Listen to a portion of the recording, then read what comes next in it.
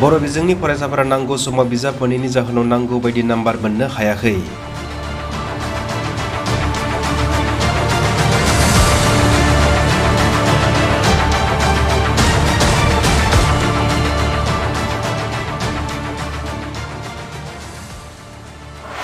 तामुलपुर जिल्ला दुलाराय बर' फरायसा आफादनि बानजायनाय मेट्रिक आरो जौसिन थाखोआव 10थि मासि आवग्रिनो हानाय फरायसाफोरखौ मान बावनाय हाबाफारि लादों। दिनै तामुलपुर जिल्लानि सुक्ला सेरफां दखरा एबसुनि नावकाटा बैसागु नुब्लाङा तामुलपुर जिल्ला दुलाराय बर' फरायसा आफादा थांनाय 2022 मायथाइयाव मेट्रिक आरो जौसिन थाखोआव उथ्रिसार जानो हानाय गुन गोनां फरायसा एबा तामुलपुर जिल्लानि गेजेराव बर' बिजोङाव फरायनानै मेट्रिक आनजादाव उथ्रिसार जानो हानाय टप 10 फरायसा आरो जौसिन थाखोनि बिगियान आयदानि टप 10 फरायसा, आरिमु आयदानि टप 10 फरायसा आरो फालांगि आयदानि टप 10 गुन गोनां फरायसाफोरखौ मान बावनाय हाबाफारि लायो।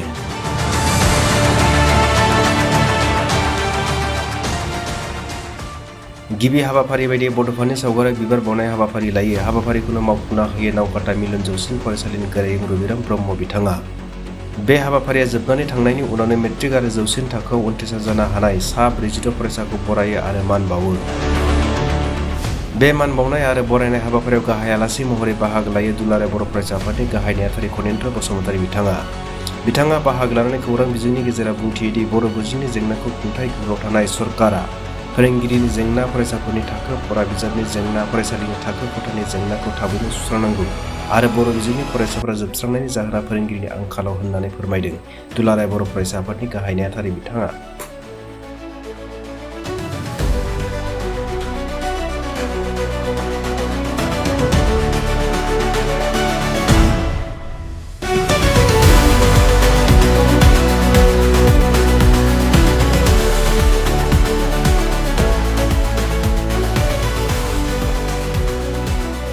गोजोनथाव बाथ्रा दिनै तामुलपुर जिल्ला दुलाराय बर' फरायसा आफादा जिल्लानि सिङाव दिनै मेट्रिक आरो हायार सेकेन्डारियावहाय उथ्रिसारनानै गोबांसिन नम्बर मोननाय फरायसाफोरनिफ्राय लानानै 10थि मासि बिथांमोना आवग्रिनो हानाय फरायसाफोर दिहुनदों आरो बे फरायसाफोरखौ दिनै बरायदों। बेजों लोगोसे हायार सेकेन्डारि आनजादावबो बिथांमोना टप 10 मोननो हानायखौ बिथांमोना बरायदों आरो बेबायदिनो दिनै सुक्लाय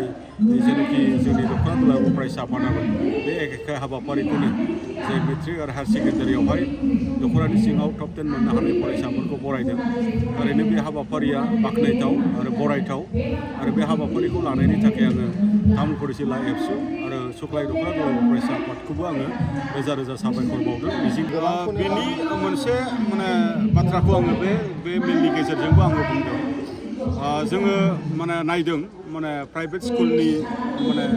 होनाय जेनाखि सोलोंथाइ आरो सरकारि स्कुल बा भेन्सार स्कुल होनाय जेनाखि सोलोंथाइ बेवहाय देख मोनसे जोङो फारागथिखौ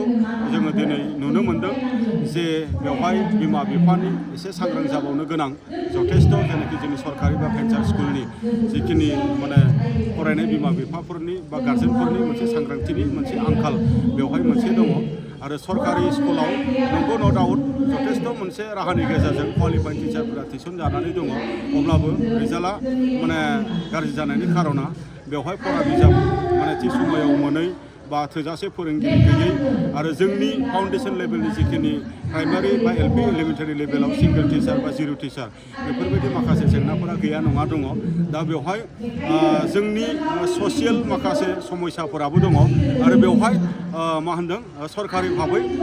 मावनो गोनां माखासे खामानिखौ थिग समायाव मावैनि थाखायबो बे जायनाखि सरकारि स्कुलनि रिजाल्टआ कम्पेरेटिभलि प्राइभेट मिडियामनिख्रुइ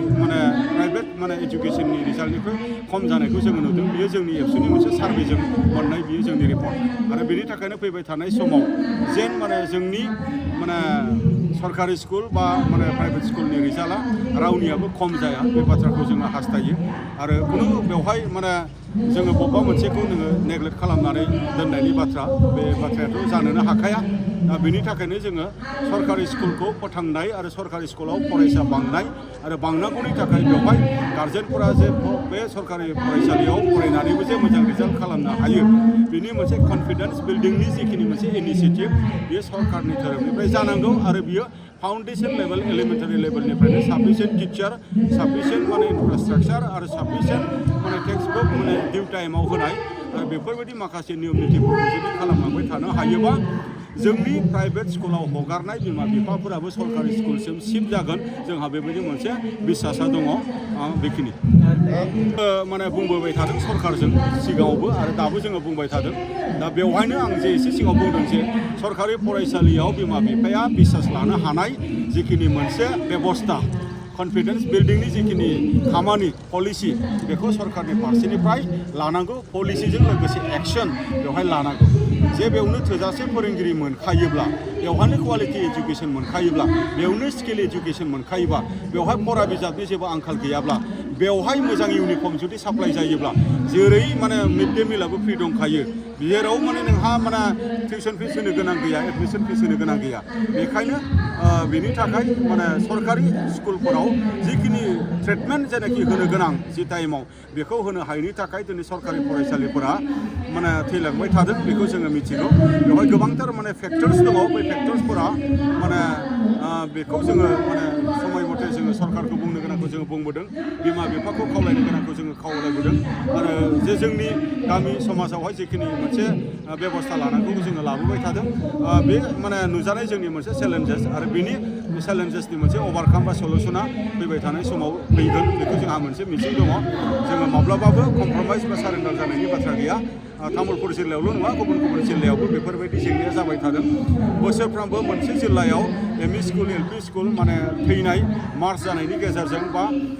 एमालगेमेसन जानायनि गेजेरजों बेबायदि थासारि जाबाय थादों जिर' माने स्टुडेन्ट जालांनायनि थाखाय बा स्टुडेन्ट माने खमायलांनायनि थाखाय दा बेखौ फाइन्ड आउट खालामनोब्ला मोनो जे स्टुडेन्टआ मानो खम जादों मानो जिर' जादों माने भेन्सार बा सरकारि स्कुलनिफ्राय मानो माने प्राइभेटआव थांदों बे बाथ्राखौहाय जोङो नायलायलायोबा जों बयबो बुजिलायखायो